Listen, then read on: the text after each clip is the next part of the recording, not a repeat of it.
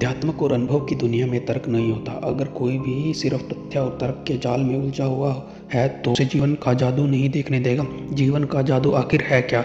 अगर आपने ध्यान दिया तो आपको हर जादू दिखेगा। एक बीज का पौधा होना, एक फूल का फल होना और दो कोशिकाओं के जन्म से नए जीवन की शुरुआत, यह सब अद्भुत जादू ही तो हैं।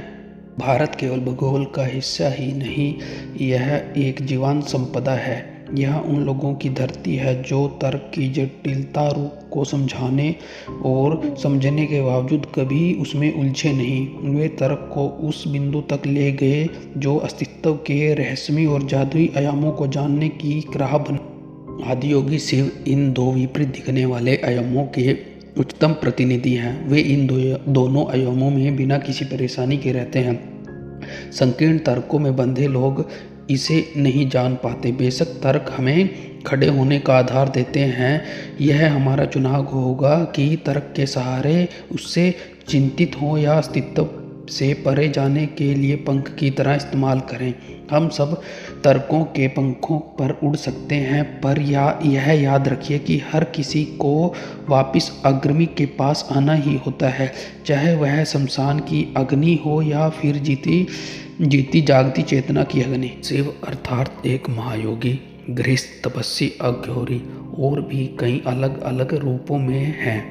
क्या कभी आपने सोचा है कि क्यों इतने सारे विविध रूप धारण किए थे भगवान? पुराण में भयवान और सुंदर दोनों ही शिव हैं। आमतौर पर पूरी दुनिया में लोग जिस भी दिव्य व दिव्या मानते हैं उसका वर्णन हमेशा अच्छे रूप में करते हैं, लेकिन अगर आप शिव पुराण को पढ़ें तो आपको उसमें कहीं भी शिव का उल्लेख अच्छे या बुरे के तौर पर नहीं मिलता। उनका जिक्र सुंदर मूर्ति के तौर पर होता है, जिसका मतलब सबसे सुंदर। लेकिन इसी के साथ ही शिव को ज़्यादा भगवान भी कोई नहीं हो सकता। सबसे खराब चित्रण संभव हो वह भी उनके लिए मिलता है। शिव के बारे में यहाँ तक कहा जाता है कि वह अपने शरीर पर मानव मल मिलाकर घूमते हैं। उन्हें किसी भी सीमा तक जाकर हर वो काम किया है जिसके बारे में कोई इंसान सोच भी नहीं सकता। अगर किसी एक व्यक्ति से इस सृष्टि की सारी विशेषताओं को जटिल मिश्रण मिलता है तो वह शिव है। अगर आपने शिव को स्वीकार कर लिया तो आप जीवन से परे जा सकते हैं। इंसान के जीवन का सबसे बड़ा संघर्ष यह चुनने की कोशिश है कि वह क्या सुंदर है और क्या भद्दा, क्या अच्छा क्या बुरा। लेकिन अगर आप हर चीज़ के इस भयंकर संगम वाली शख्सियत को केवल स्वीकार कर लेते हैं तो फिर आपको कोई समस्या नहीं रहे। सबसे सुंदर हैं तो सबसे भद्दे और बदसूरत भी।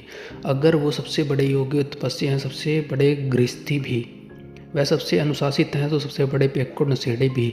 वह पूर्ण हैं, स्थिर हैं। इस दुनिया में देवता, दानव, राक्षस सहित हर तरह के प्राणी उनकी उपासना करते हैं। शिव के बारे में तमाम हजम ना होने वाली कहानियाँ, तथ्यों और तथाकथित मानव सभ्यता ने उनकी सुविधाओं से हटा दिया है, लेकिन इन्हीं में शिव का सार निहित है। उनके लिए कुछ भी घिनौना व अरुचिक नहीं है। शिव ने मृत शरीर पर बैठकर अघोरियों की तरह साधना की है। घोर का मतलब है भयंकर, अघोरी का मतलब है भयंकरता से परे हो। शिव एक अघोरी हैं, वह भयंकरता से परे हैं। भयंकरता उन्हें स्वयं जीवन है। कोई भी चीज़ उनसे घृणा नहीं पैदा कर सकती। शिव हर चीज़ को, सबको अपनाते हैं। ऐसा वह किसी सहानुभूति, करुणा और भावना के कारण नहीं करते जैसा कि आप सोचते होंगे। वे सहज रूप से ऐसा करते हैं क्योंकि वो जीवन की तरह हैं। जीवन सहज ही हर एक को गले लगाता वह अपनाता है। समस्या सिर्फ आपके साथ और है कि आप किसे अपनाएं और किसे छोड़ें, और यह समस्या मानसिक समस्या है, ना कि जीवन से जुड़ी समस्या। जहाँ तक कि अगर आपका दुश्मन भी आपकी बगल में बैठा तो उसके भीतर भी मौजूद जीवन को उससे भी कोई दिक्कत नहीं होगी।